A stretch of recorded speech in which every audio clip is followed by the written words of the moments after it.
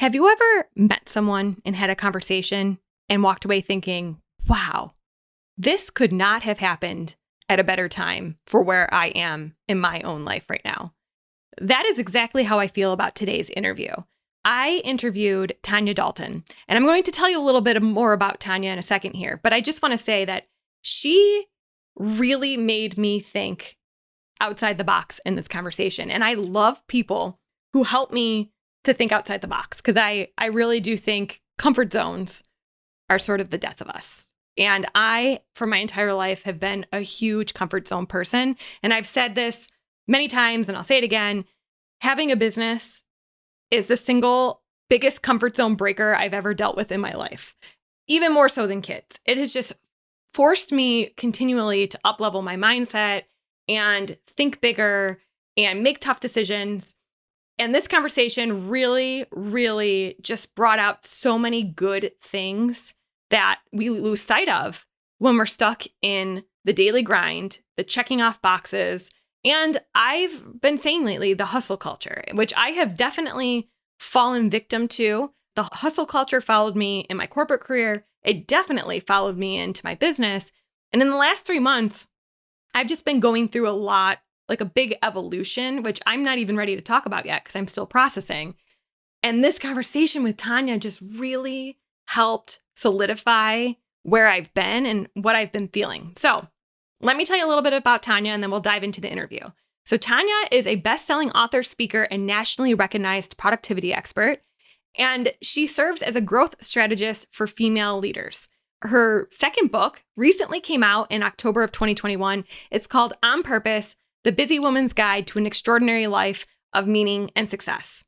In addition to having her first book, The Joy of Missing Out, being named one of the top 10 business books of the year by Fortune magazine, Tanya's podcast, The Intentional Advantage, has received millions of downloads from listeners around the world.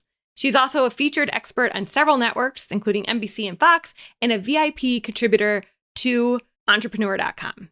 Tanya is also the founder and CEO of Inkwell Press Productivity Co., a multi-million-dollar company providing tools that work as a catalyst in helping women do less while achieving maximum success. And I will tell you, once you hear what Tanya has to say, you will believe in her message that you can achieve more with less. And that is it's just a very hard lesson for a lot of us to learn. I am very inspired by this conversation, and I hope you will be too. So let's dive right in. You are listening to the Empowered Business Podcast. I'm your host, Monica Froese, a mom of two and your secret weapon to creating a six-figure digital product business. I'm on a mission to help 1,000 women make $100,000 a year. That's right, $100 million towards financial independence for women. As an online business expert, I am teaching you everything I know right here week after week, so you can join us on the journey to $100 million. Sound good? Then let's jump in.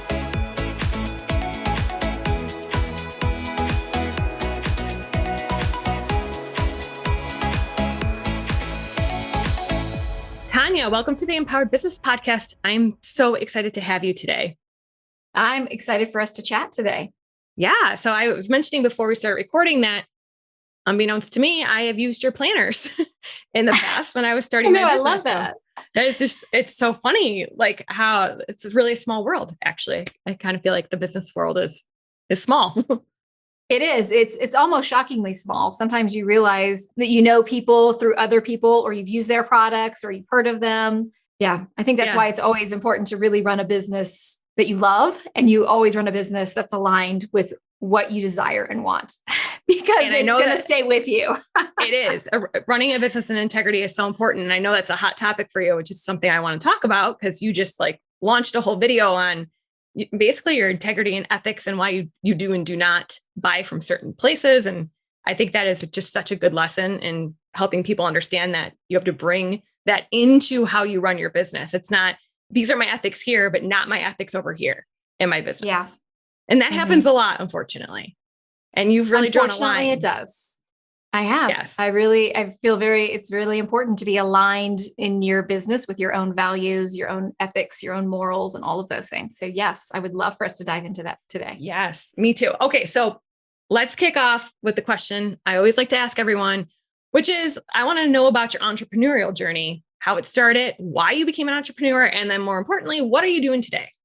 Yes, absolutely. So I like to say that really it all started back in 2008, which makes me old school. Well, I was a stay-at-home mom and, I had a husband who he was doing international marketing for Fortune 500 companies at the time. And he would leave our home in Dallas, Texas, and he'd buy a ticket called the Around the World ticket. Every time he would travel, he would go and he would leave our home in Dallas, Texas, literally circle the globe, coming back the other side. So he'd be gone for like 3 or 4 weeks at a time. And as a stay-at-home mom with 2 small kids, I was like, I need something else to do. I'm going to go crazy. So I started a little side business, something on the side for $50. So I had $50 investment and I was, selling to friends, maybe friends of friends, but really that might be stretching it at that point. I had no website, didn't have anything like that. But I had a conversation with my husband when he's on the other side of the planet that totally changed my life. He called me and I'm talking to him about all the things the kids are doing and the milestones that Kate had hit while he was gone and doing all these things. And he got really, really quiet. And he said, I'm missing everything. I'm missing all the moments. I'm missing all the milestones. I'm missing all the things. And I'm like, no, it's fine. We love it when you come home. But when I hung up the phone that day, I stood in my bright yellow kitchen and I realized my husband wasn't living a life that really aligned with what he wanted and what we wanted as a family. And I really wanted to have freedom. I wanted lifestyle freedom. I wanted time freedom. I wanted financial freedom. I wanted location freedom. And knowing that really wasn't working out for my husband really tugged on me. So I made a decision that day, standing in my kitchen with my $50 investment company, selling to friends, right? No website. I decided I was going to grow that business to absorb my husband's MBA income, have him come work alongside of me, and we would have the freedom that we truly desired. We would live a life on our own terms. And that was a big, audacious thing to say for someone who had zero business experience. I had never even taken a course in college, which kills me now. It's crazy, right? But I put the kids to bed that night and I sat down and I started mapping out systems and how I was going to make this work because I have 2 small kids, a husband who travels for 3 or 4 weeks at a time, and all the other things that are going on in life. And within about a year, I was able to make that goal happen. He came and started working alongside of me in 2009. And I loved working with him. We moved to Asheville, North Carolina in 2012, location freedom, right? We had the lifestyle freedom. I looked at my husband in 2013 and I said, I love you. I love working with you, but I don't love what we're doing. Like, I don't feel like it's really making a difference. It's not making an impact in the world the way that I want. I used to be a teacher, so impact is really important to me. And he said, great, what do you want to do? And I'm like, I don't know. What if this is it? I have no idea, right? So he said, okay, well, let's sit down. Let's figure out what it is you want to do and we'll move forward. And so I sat down and I really tried to figure out what was my purpose? What am I here on this earth to do? And so looking online, I wasn't able to find any exercises or activities to really help me. Everything would say, start by writing out your purpose. And I'd be like, I don't know what my purpose is, right? So I started creating these exercises for myself, really mapping out what was truly important to me. What were the things I was passionate about? And I started to see these patterns. There were 3 things that consistently kept coming up. Teaching. Once a teacher, always a teacher. I love teaching, right? I loved productivity because productivity is what allowed me to grow and scale my business to absorb my husband's MBA income, to get to the level we were at. And then the third thing was empowering women, really helping women. I was doing a lot of coaching of small business women who, were wanting to step into entrepreneurship on their own. So I loved these 3 things that were very unconnected: teaching, productivity, and helping women. And so I really kind of connected those with the thread of Inkwell Press Productivity Co., my company that I created to create productivity tools and trainings, helping to empower women to be able to step into their best lives. So I launched Inkwell Press.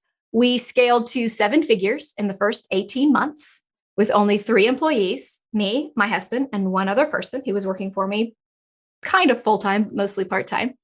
And once I got that off the ground and running, all of a sudden we started attracting licensing partners. These billion-dollar companies were coming to us saying, you're doing something so different in this space that's been around for, decades.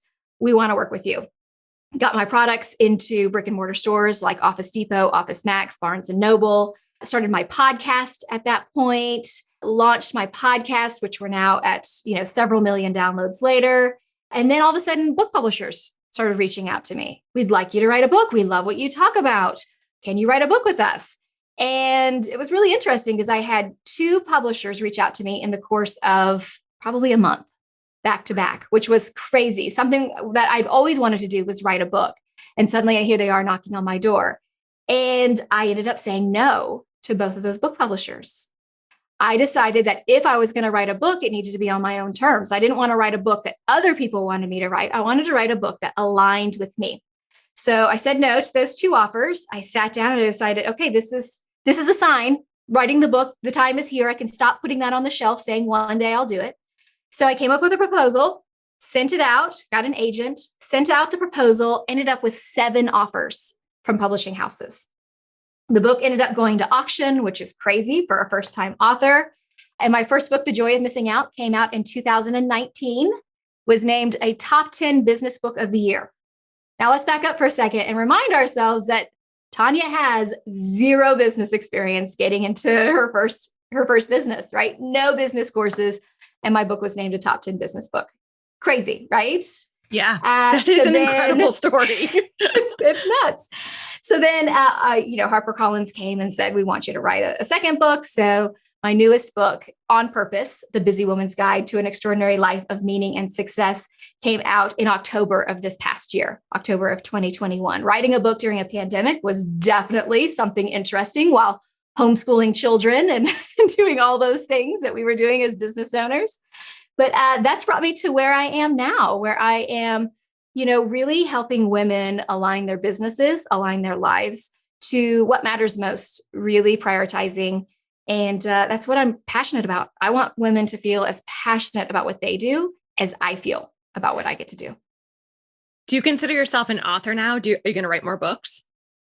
I do consider myself an author. Not only that, I consider myself a best-selling author because I've made lists. That's right. A best-selling author. Yeah, I do consider myself an author, and I do feel like there's more books inside of me for sure. I probably have like 10 ideas percolate, as most entrepreneurs are. I have like all these ideas. I'm taking, just a slight break from writing to decide what I want to do next, taking a really intentional pause. I think that's one of the things that we tend to do, especially as entrepreneurs. We don't take the intentional pause to stop, to celebrate, to take that breather, and then to truly make the decision about where we want to go forward strategically. And stepping into that visionary role, I think, is so important in our business.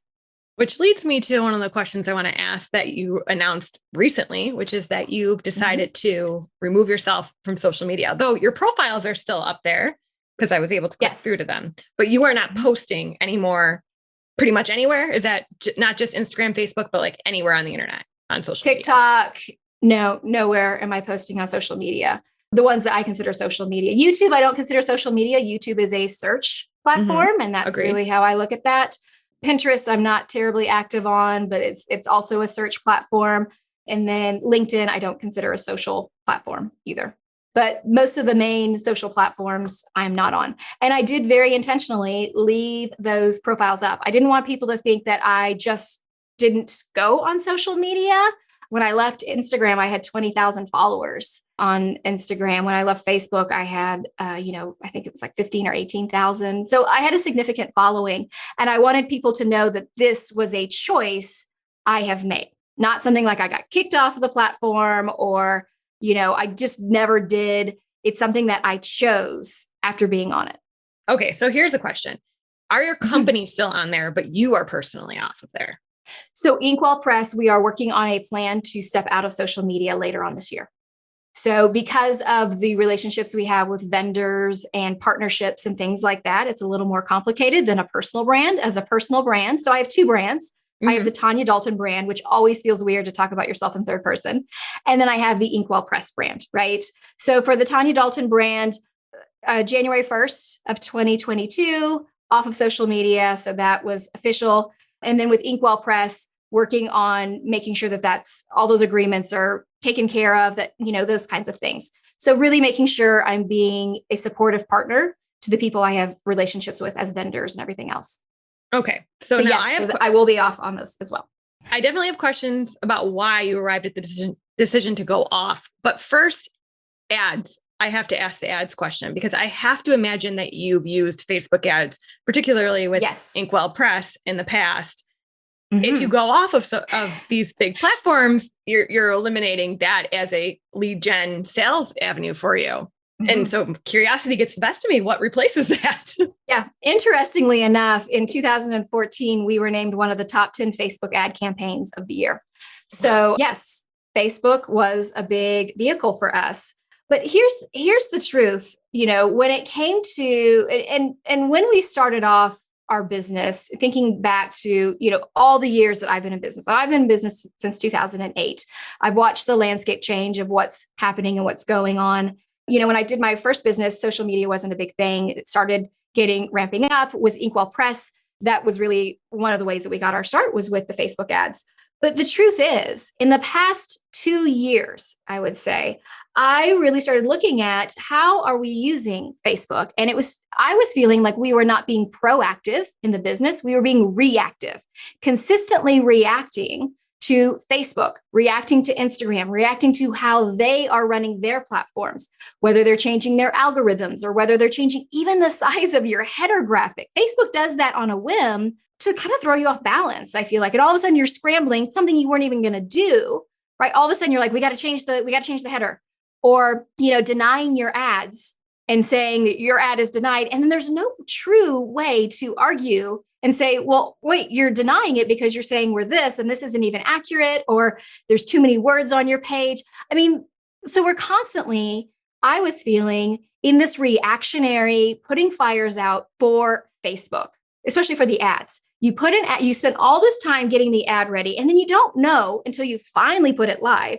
that Facebook's going to say, no, don't like your image, don't like your copy. We don't like this certain word you're using, right? And then you're like, okay, now we got to take it down because all of a sudden we're in our launch mode or whatever, and we're having to make adjustments, and you're popping it back up, and no, it's denied again. And then sometimes you'll have an ad that they approved before, and then suddenly they don't approve now, right? Yep. So consistently being put in this position of I'm playing somebody else's game.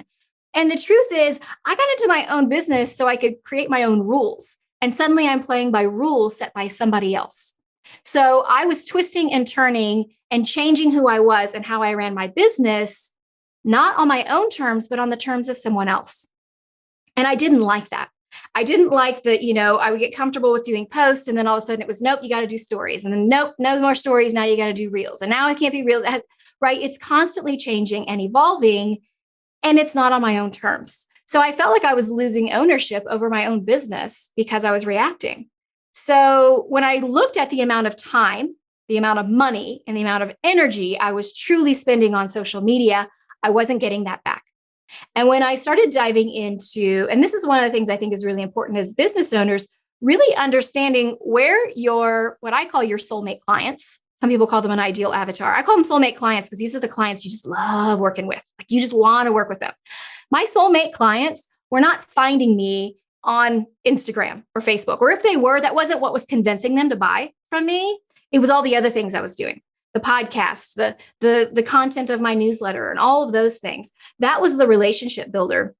And yet I wasn't spending the time on the things that really were moving the needle in my business. I was putting out the fires, making sure I was posting it up on Instagram, making sure that I was writing ad copy in a certain way to fit, different parameters that I wasn't even allowed to know what those parameters were, right? So when I started looking into it, I realized, wow, we're spending an inordinate amount of time on social media when it's not what's making us the money. It's not really bringing us the revenue. If I took that time, that money, that energy, that focus, and instead poured it into the channels that really do make a difference, that help me deepen the connection and the relationship with my soulmate clients, who then want to recommend me to other soulmate clients, because your soulmate clients run with other soulmate clients, right? The people you love working with, their friends you're going to love working with too. If I focus on deepening those relationships in the ways that truly matter, is that going to help my business grow? I believe now that being on social media is a limiting belief for most companies. We believe we have to be on social media because this is what everybody else is doing. And if you're doing what everybody else is doing, you're not disrupting, you're not standing out, You're not going to make the waves that you truly want to make. And you're just going to be one of the many. Okay. So I agree with so much of what you said. So here's my question. I'm still on my soapbox, so keep going. Okay. So I agree with what you said, but my brain. So here's the thing. You have a decent sized warm audience who now can be your referrals, who now can go tell their friends.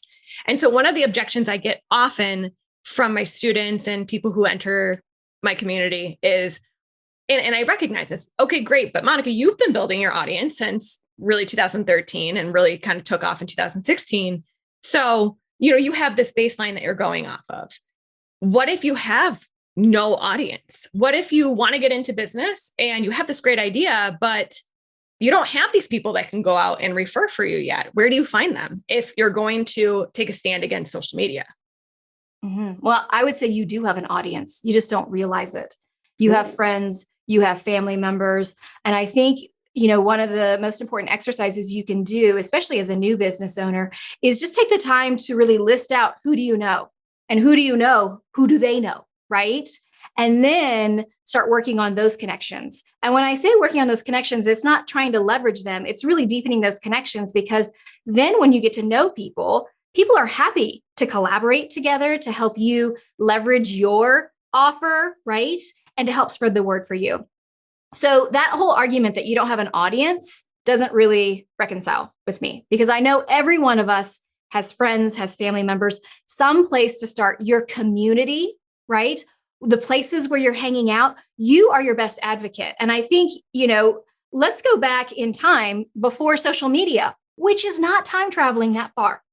It's really not. My first business, we did not use social media at all. And that was in 2008, which can seem like a lifetime ago, but it's really not. It's really not. The way that we made a difference was, so that business that I had, I was taking photographs and I was embedding them into jewelry, because we didn't have smartphones at the time where you could carry around pictures of your kids. And I wanted to have pictures of my kids with me. So I started working with photography studios. I would go to photography studios and meet with people face to face. And then after meeting people, some of them were like, hey, I'm having a conference. Can you come and maybe talk about how the photo jewelry works as an advertising vehicle, right? We taught people to use it as a marketing piece. So I would go to conferences that these photographers held. And then I started going to bigger conferences. And so word can spread that way. Going door to door, really realizing who's in your community, right? Joining your city, small business association. There are lots of incubators for entrepreneurs where you can go and you can leverage relationships and make those connections. That's truly how we start to grow. Social media, the thing is, I think we think that we need to do ads on social media. And if you don't have a serious ad budget, it's really hard to compete. It really is. I would tell people to really look at the customer journey. Where is the customer not just finding you, but converting into a customer? Because when I was looking at all of our numbers, it was not on Instagram. It was not on Facebook. And this is the thing I hear time and time again when I talk to people about this, or I dive into other people's businesses. They're like, oh, yeah, that's not where they're finding me. That's not where they're connecting with me. They're connecting with me in these ways, right? They're connecting with me in these in-person things, or I'm doing these giant Zoom calls, or I'm doing things on Crowdcast. I'm finding these other platforms where I can deepen my connection. We're pulling the communities into other spaces other than Facebook, right? There's lots of different spaces where you have that ownership. For me, I was banned from Facebook 2 or 3 times. 2 or 3 times I was banned, and I couldn't even get into my own community. Now, the reason why I was banned, it took me like a month to figure out why I was banned, was because somebody shared, we offer downloads a lot of times, things to help people out. And the download was a direct download instead of a download to a lead page, because I was in my community and it was like, oh, you want a list of core values? Yeah, let me share it with you. Here it is. And they could just download it, right? I would never share the documents within Facebook, because when you do that, Facebook actually technically owns your documents that your company has created. That's in your terms and use. One of the things you don't realize as well, right? So I shared a direct download, got kicked off of Facebook. And then nobody on Facebook could tell me why. It took us a month to figure out. So I couldn't even post in my own community. So there's all these issues with your ownership over your business and how it's run. And when you start diving into those, just those questions alone, you start to question, is this really what I want to do? But for me, it was the whole other side of the coin where it's, if I don't agree with the way that social media is run, if I don't agree with the morals and the ethics of how they run things, how they position things to our children, we know how detrimental it is, especially to our young girls. A lot of the dieting and the purging and the self-harm and some of these things that are perpetuated through the algorithms. I mean, that has been proven time and time again. Why am I telling people to meet me over there? That's me endorsing a platform that I don't agree with, that I don't like what it's doing to my own children. And yet I'm saying to people, come over here. This is where I am. So you should be too. So if I decide instead to take a stand and say, I choose not to be there, it starts that conversation of, do I want to be there? And I think that's been the most exciting thing is the number of my podcast listeners and my followers who have just loved this message and said, this makes me love you more. This makes me want to buy more of your books and share them with my friends. I want to share all about you because you truly stand for what you believe in. So I'm standing out in a crowded marketplace. Yeah. And when I listened to the video, which I'm going to link to the video on the show notes that you put out there explaining why you were leaving social media, because it's definitely one of those things that you're going to polarize and you're going to attract the people who truly resonate with what you're saying. And so there's like two sides. There's the integrity side I got. Then also, I just want to circle back briefly to the practical side because we sound a lot alike here. I have experienced this wave of starting a business is like magical and it's just easy. And like anyone can do it because of what Facebook ads that are targeting us saying that kind of stuff. And what I realized, the more I teach people, the more I started to realize, I'm like, wait a minute, this really all goes back to old fashioned networking that I used to poo-poo in corporate because I hated it because I didn't like what I did in corporate, which is very different. Like it wasn't, I landed in my corporate career at 20. It really wasn't with intentionality. And so I just wasn't very aligned with the values of my corporate job. Therefore, I didn't really like networking. And so when I came into the business, I actually thought I was one of those. I'm just going to sit behind my computer screen, build this online business. I'm not going to have to talk to other humans. Yeah. That doesn't happen. Make a website and they're all going to appear all of a sudden. Magic. And what ended up, and like when I circle back to like, well, how did this really work for me? Networking. I made a lot of friends. I made a lot of connections. And so I started telling my students, listen, if you are unwilling to tell your neighbor about what you're doing on the internet, don't bother. Like you have to be your biggest spokesperson. And that doesn't happen in a Facebook ad that you randomly put up. No. I mean, do you want a perfect example of somebody who's run a business and started it off without social media? Let's look at Sarah Blakely, right? Of Spanx. Yeah. She talks very openly about the fact that she had no money for advertising and marketing. So what did she do? She would have Spanx. She bought a bunch of black t-shirts and she had ironed on Spanx, right? So she came up with a name that was kind of interesting. People would be like, what's that? Right. Right. So she had that on. And then she started conversations with people at the grocery store, with people on the street, with people right at the soccer game. You are your best advocate. You can spread the word so much better than Facebook can, honestly. And you can target the people that you want to be your customers. Yeah. So we are actually very much in agreement with this. I haven't made the leap to not be on social, but I will say Facebook in the last 6 to 8 months has been nothing short of a nightmare, pretty much. For everyone. And I completely agree that while, I always like to recognize, because I do recognize I have a very warm audience as well, which makes things a little bit different for how I had to react to Facebook changes. But I went from using ads consistently for 5 years, very reliably. Yes, I had to do the things of changing creatives and dealing with red tape, but pretty much it was pretty reliable. And then iOS 14 happened and I shut off ads for the first time in those 5 years and left them off. And our ad budget was like slashed in half for the second half of 2021 because it just wasn't as effective, which opened the door for me to start thinking about these things. Like why, like, are we ever going to go back to it? Should we go back to it? What is a better alternative? And that's why I find what you're talking about so fascinating. Well, and it opens up your budget to doing different things. right? Yeah. It gives you an opportunity to use that money elsewhere. And here's what I would say is a lot of times we think that when we're going to something new, we're at a disadvantage. I believe it's the exact opposite. Because the problem is, if you have a big audience, if you have 20,000 followers on Instagram, it's really hard to say, I'm going to leave Instagram. That was a tough decision because I knew I had people there who loved connecting with me on Instagram, who would comment on a lot of the posts or who would DM me and we'd have conversations. So not having an audience gives you the freedom. It gives you the ability to try new things. That's one of the things I talk about actually in my newest book is this idea of being a first-time learner. We think it's a disadvantage when in fact it's like the greatest advantage. When you don't know what's possible, anything is possible. So you go out and you try different things. And when you have that constraint of not having a lot of budget, you have the constraint of not having a lot of warm audience already, you get scrappy, which means you get creative, you think outside of the box, and all of those amazing things happen. And that's really how you build momentum, not doing the same thing everybody else is doing because, well, this is what we've always done. We've done social media for the past couple of years, so we got to keep doing it. Yeah, it gets you to innovate. It does. And I was actually just thinking that I was wrapping up 2021 numbers.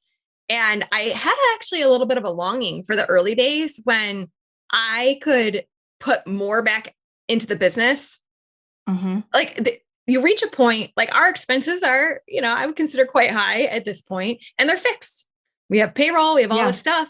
And so you always have to have this, now you have to have this baseline of what we're bringing in just to meet expenses. And so like, I felt like I could do more when I had less, to be honest. And it can create a desperation, right? Well, we have to, our overhead is, let's say it's 20,000 a month. I got to hit 20,000 minimum because I got to make sure everyone's taken care of. When it's you and you're starting off, oh my gosh, you could try something out. Doesn't work. All right, we'll try something different. I mean, that honestly was, the story of how I started my businesses was being scrappy and not having the giant audience to start. So do you find that people get stuck? I find this a lot. I find that people get stuck in that there is just one answer. They expect, they just tell me what to do. There has to be just one way for this to work. What's the magic pill? Yeah. And it's like, they don't trust their instinct. And I wonder what makes us that way. I wonder if social media actually is part of why we don't trust ourselves. I think, honestly, this is one of the biggest mistakes. And I think it is because of social media is we don't really take the time to define success on our own terms. So success is defined by looking left, looking right, looking around and going, oh, okay, she's doing these things and look at her business. I need to do more of what she's doing. Or, oh, look at this guy over here. He's doing these things. I should be doing those things as well. And in looking around what everybody else is doing, we lose sight of our own gifts. We lose sight of our own intuition. We lose sight of what truly makes us unique, the things that we can do that would move the needle forward. And I think that's the reason why we feel like there's this magical path. Like, well, they did these things, so I need to do these things. When the truth is they did those things and they work for them because it leaned into their gifts. You have different gifts. You have things about you that make you special and unique. So taking the time to really dive into who you are and what you want is really important. I think that is the biggest mistake when people set their goals. They look around and they decide this is what everybody else is doing, so I should do it too. And that's one of the reasons why I talk about how do you even uncover, how do you discover what are your goals? We dive into that in the book. We show how you create a map for yourself and how you back it up to decide, oh, this is my goal.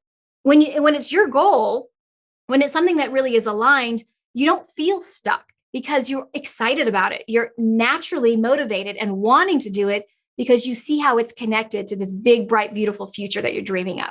So it's all about creating this alignment and this connection between where we are today and the future we want to get to.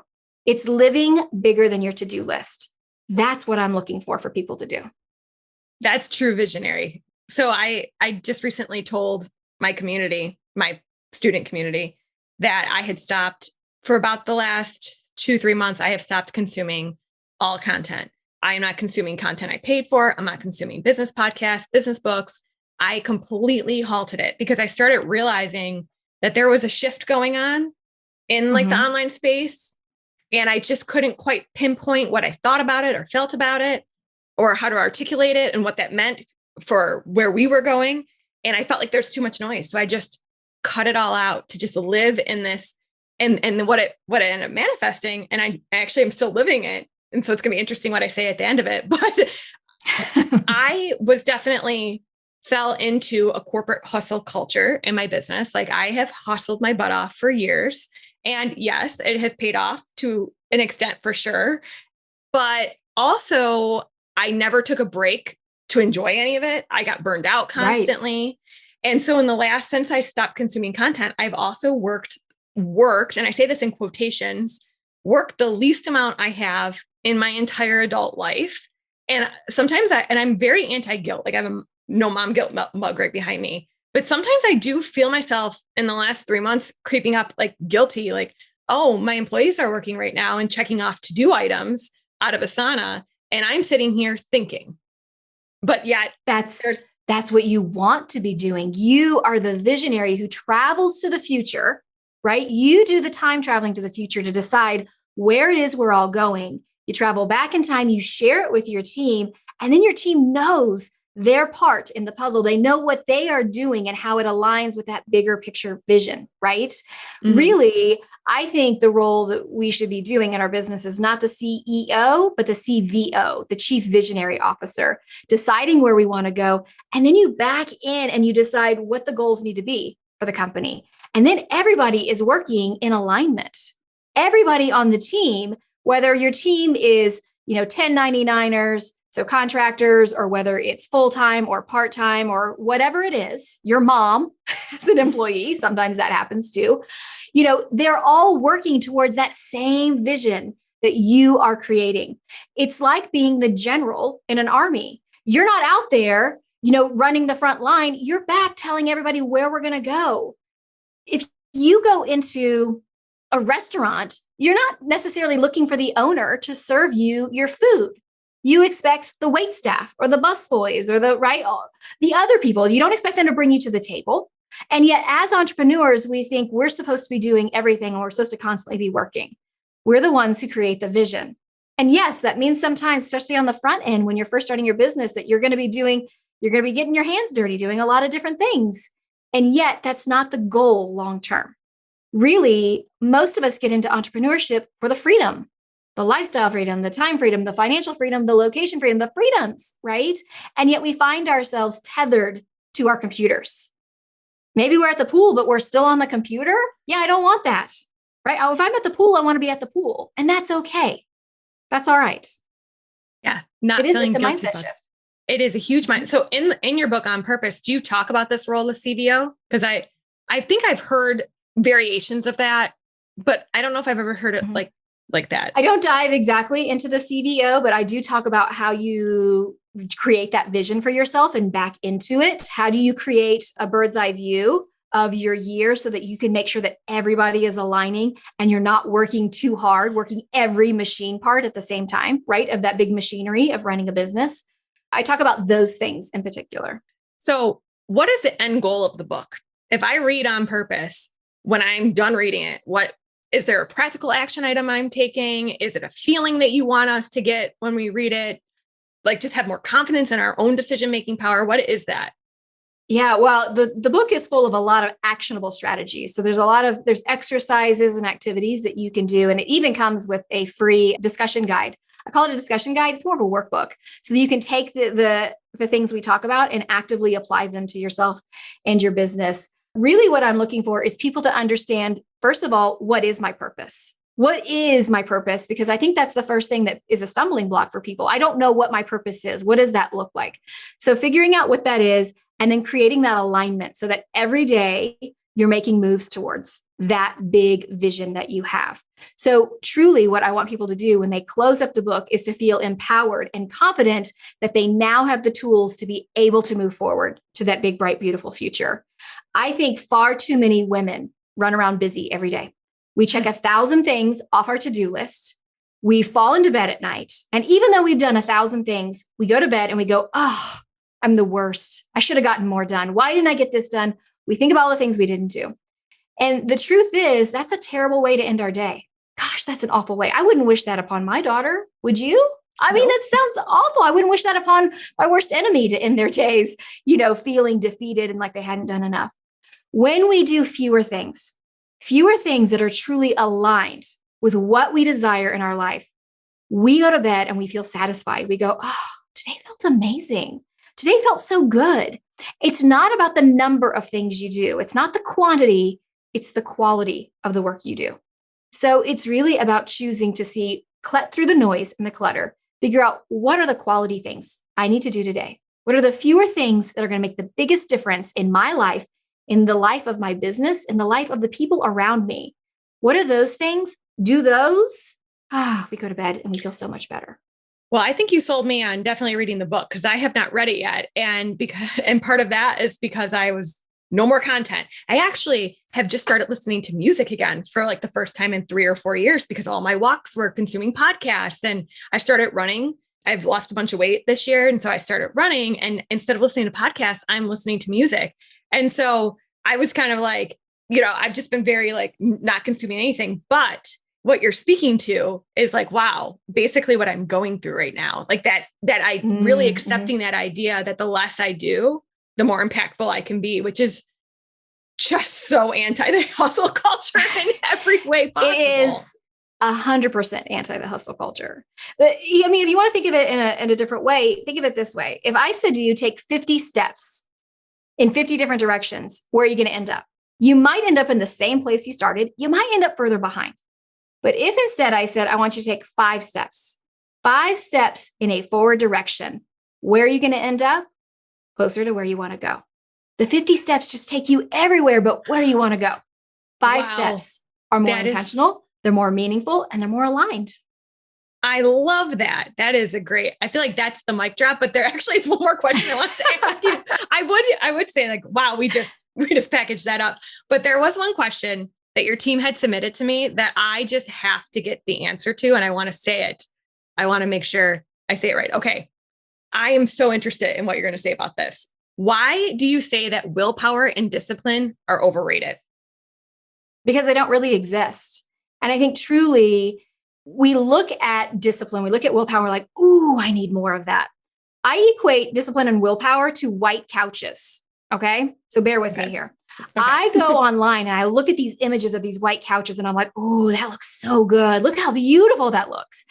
And then I remember that I have a dog, a cat, I have 2 kids. We like to have popcorn and watch movies on the couch. A white couch for me would be a nightmare. Yes, it looks beautiful in the pictures, but that's not really fitting what I truly want in my life. I love that we pile on the couch. I love how we live our life, right? So the white couch doesn't really work. And that's what discipline looks like. It looks amazing, but I don't want discipline. That sounds like no fun. There's no room for spontaneity and creativity. It's like, I do this and then I do that. I do this, right? And it feels very boring, quite frankly. And truthfully, willpower and discipline don't exist in the real world. What we're seeing when we see somebody who looks disciplined is they're doing a series of habits that they do, which creates a routine. And habits are incredibly easy to create. That's one of the things I dive into in my first book, In the Joy of Missing Out, how we establish habits. It's 45 to 60% of our daily actions are habits, things that we're already doing as habits. We just don't even realizing, right? Like we always put on the first leg you put in your pants is always the same leg. You always tie the same shoe first. You just don't think about it. Your brain just does it as a shortcut, right? So we don't need discipline. We don't need willpower. All we need to do is create a little bit of forward momentum. Choose a small habit to start with. And then that feeling of being quote unquote disciplined or willpowered will follow. So people like to say that they're stuck or they can't do these things. The truth is the opposite of stuck is not unstuck. The opposite of stuck is action. So choose a tiny action that you can do. So if you think I'm the worst with money, I just can't figure out money, I'm the worst, and that's how you identify, create a small habit, a tiny habit, something that's easy to do. Reconcile your account twice a week, once on Tuesday, once on Friday, or just once on Friday, right? Spend 15, 20 minutes reconciling your accounts on Financial Friday. Get that done. After a couple of weeks, you've set that habit. Oh, today's Friday, so I know I'm going to go through the account. Suddenly, you're not the worst with money. Suddenly, you're like, oh, I'm a person who reconciles their account. Look at my accounts. They're amazing. Because once you do it once and you're doing it the following week, easy. If you say you're the most unorganized person, Start with something small. Make your bed, right? That takes maybe 90 seconds to do. You make your bed every day. And suddenly, after a week of making your bed, and every time you walk in that room, you know how that feels. This is amazing. Feels so good, right? Small, tiny habit. But now you're no longer a disorganized mess. Now you're a person who makes your bed every day. So we take that little tiny habit and we build off of it, and we build off of it, and we build off of it. And all of a sudden you change how you identify yourself, and that changes everything. So this must be why the Couch to 5K app is so effective when I'm hearing you put this in framework, because I know, so I've said, okay, I want to run a 5K. I was like, I need to set a non-work goal. It needs to just be something that I feel like I've ran 5Ks in the past, but never really like ran the whole thing. And I was like, I know I feel great if I could accomplish this, but that also seems like even, so I'm in the middle of it and I still can't wrap my head around actually running 3 miles. Like, I don't quite believe it's going to happen, but my mind is like, but all I have to do is get through the next training session. I don't need to go out and run 3 miles. Yeah. No, I just you don't have to do that today. I don't. All you have to do is whatever the app is telling you to do for today. And now it's become like a tiny habit. It's like, well, I need to go. It's almost not even like I have to. It's just, that's just the next thing. I have to check off the next. And I don't know if checkoff's right. It's just, I don't know. No, checkoff is right, because you get that little dopamine hit when we check something off, and it feels like, oh, that's in our brains for a reason. That's why our cave ancestors would see the paw prints, right, of the saber-toothed tiger, and they go, oh, dopamine hit. And they'd be influenced and excited to go do the next thing, right? And then they would see more evidence and they'd get excited and they would continue, and then they would be able to eat the saber-toothed tiger, or what, I don't know if they ate saber-toothed tigers or not, but you know what I mean. So that's in your brain. It's hardwired in there to give you these little highs. So it's like, oh, I can keep doing this. I can keep doing this, right? Yeah. Or when you're running, it's, can I make it to the stop sign? Okay, I made it to the stop sign. Now can I make it to the green car? Made it to the green car. Okay, now can I make it, right? You create these little tiny finish lines for ourselves because it feels good to cross a finish line. Yeah, the thing that keeps occurring to me, the app beeps every time and it tells you, now start running, now start walking. And what I noticed, like the first time out, I was like, oh boy, I thought, it's winter here. And because I've lost a bunch of weight, I've actually been running, like I'm a lot colder than I used to be. And so I bundled up and I'm like, oh, this is going to be terrible. And then at the end of the run, I was dying. I'm like, oh, it might as well be summer because I'm so out of shape. And, like getting through 60 seconds was so hard. And now, I've built some of, the momentum. And so it dings. I'll start it and it'll be like, well, now you're going to have a 3-minute interval. And I'll be waiting for it to ding because I'm not tired yet. And then it will. And I'm like, wow, like that wasn't, wow, look at me. That was like dying at 60 seconds, just like 2 or 3 weeks ago. And now it's like, oh, my interval's done. I could have kept going. Wait, what? How did that happen? Yeah, I think that's what's amazing. And I think this hits on a really important point. And something we talk about in the book is sometimes you have to look backwards in order to see how far you can go in moving forward. So when you stop and you go, oh, 2 weeks ago, I couldn't run 60 seconds. Look at me. All of a sudden, we totally shift how we feel about moving forward. All of a sudden, the 3 miles is like, wow, if this keeps going, I can actually do this. And when we get your own buy-in, that's when everything changes. Yeah. And it's funny because for a long time, I'm a huge Disney fan. And I always said, it would be nice to run the half marathon, but that's crazy. That'll never happen. I've been saying that, and now that I can like kind of see me doing the 3 miles, I'm like, who knows? Maybe I will do it, which is just crazy for me to even say in my mind. But these small habits, they build up. And then before you know it, who knows? Maybe I will be doing the half marathon next year. Yeah. Well, and here's the thing is everything that you're doing is tied to that bigger goal, right? Of doing the 5K. Right. So right now the running you're doing. So when you get to that ding and it's like, all right, you just did a 3-minute interval. You're like, oh, it feels good because it's aligned with what you really ultimately want down the road, that 3-mile run. Yes. That's the alignment. You see how this is connected. This run today is connected to that bigger vision of where you want to go, not today, but tomorrow in the future. Right. Yeah. And that feels good.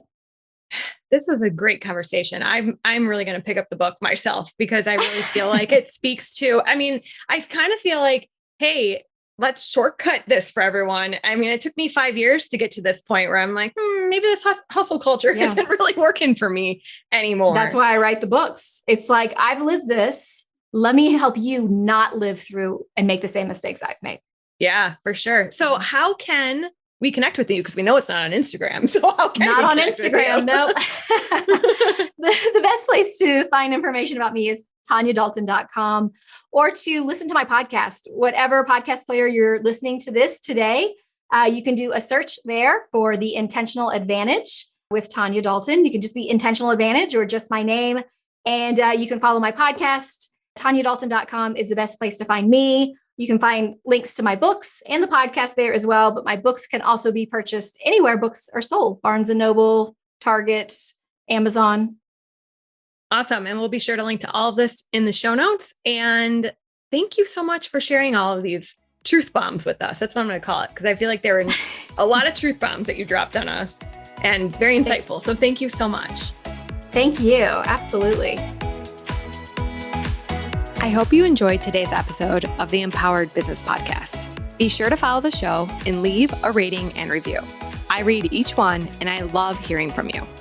As always, you can find all of the links and information mentioned in this episode at monicafroze.com/podcast. Thanks so much for tuning in.